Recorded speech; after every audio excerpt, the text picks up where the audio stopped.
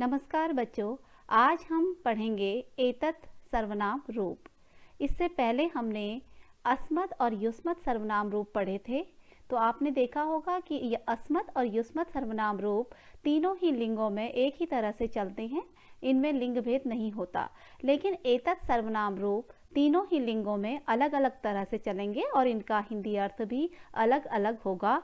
तो आइए सबसे पहले देखते हैं एतत् पुल्लिंग सर्वनाम रूप, सातों विभक्ति और तीनों वचनों में।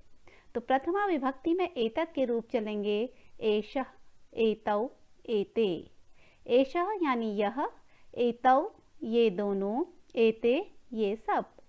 द्वितीय विभक्ति में रूप हैं एतम या एनम, एतौ या एनौ, एतान, एनान।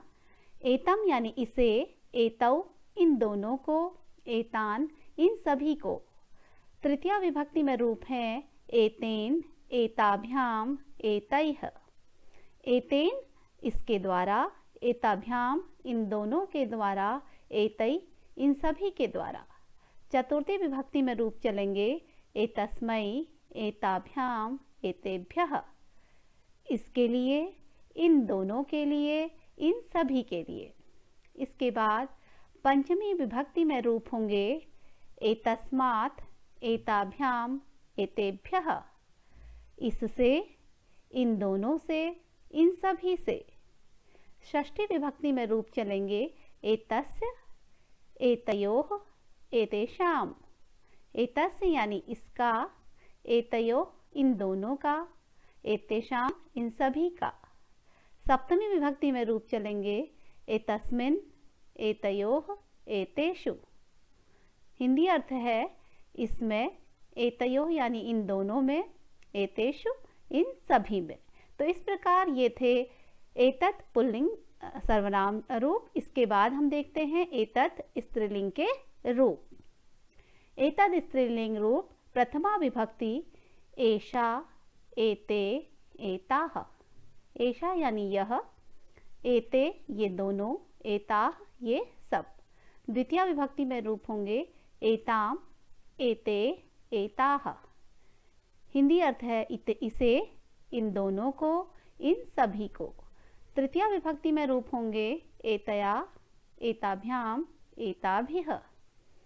अर्थात इसके द्वारा, इन दोनों के द्वारा, इन सभी के द्वारा। चतुर्थी विभक्ति में रूप चलेंगे एतस्यै, एताभ्याम, एताभ्यः। एतस्य यानी इससे, एताभ्याम इन दोनों से, एताभ्यः इन सभी से। उसके बाद पंचमी विभक्ति में रूप चलेंगे एतस्याः, एताभ्याम, एताभ्यः। इससे, इन दोनों से, इन सभी से पृथक होने के अर्थ में। षष्ठी विभक्ति में रूप चलेंगे एतस्याः, एतयोः, एतासाम्। एतस्य यानी कि इसकी, एतयोः इन दोनों की, एतासाम इन सभी की। सप्तमी विभक्ति में रूप चलेंगे एतस्याम, एतयोः, एतासु। यानी कि इसमें या इस पर, इन दोनों में या इन दोनों पर, इन सभी में या इन सभी पर। उसके बाद देखते हैं नपुंसक लिंग। एतत् के नपुंसक लिंग के रूप। प्रथमा विभक्ति में रूप चलेंगे एतत्, एते, एतानि। द्वितीय विभक्ति में रूप होंगे एतत्, एते, एतानि। इसके बाद तृतीय विभक्ति से नपुंसक लिंग के रूप हमेशा पुल्लिंग की तरह ही चलते हैं। तो एतत् नपुंसक लिंग के रूप भी तृतीय विभक्ति से उसी तरह से चलेंगे जिस तरह से पुल्लिंग के सर्वनाम रूप चले थे, और उनका अर्थ भी उसी तरह से होगा।